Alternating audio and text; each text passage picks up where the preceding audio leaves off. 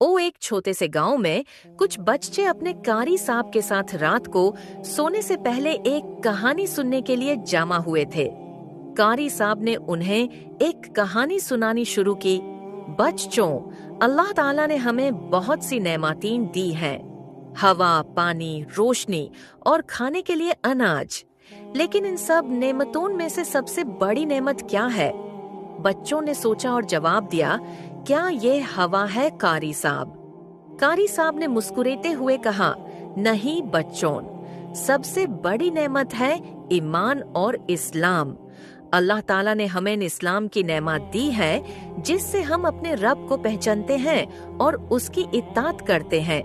बच्चों ने फिर से सवाल किया, कारी साहब, हम इस्लाम की नेमत को कैसे महसूस कर सकते हैं?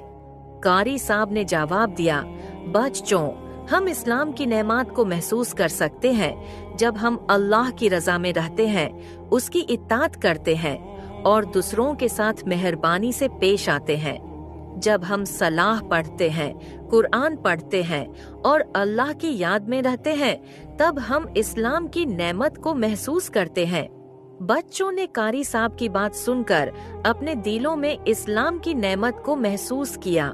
उन्होंने कारी साहब को शुक्रिया कहा और अपने घरों को वापस चले गए।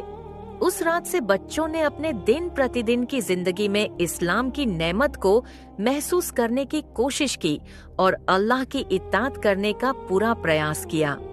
कारी साहब ने कहानी खत्म करते हुए कहा, बच्चों, याद रखो, इस्लाम की नेमत सबसे बड़ी नेमत है। इस नेमत को महसूस करने के लिए हमें अल्लाह की इताअत करनी चाहिए और उसकी रजा में रहना चाहिए। बच्चे कारी साहब की बात सुनकर सोने चले गए।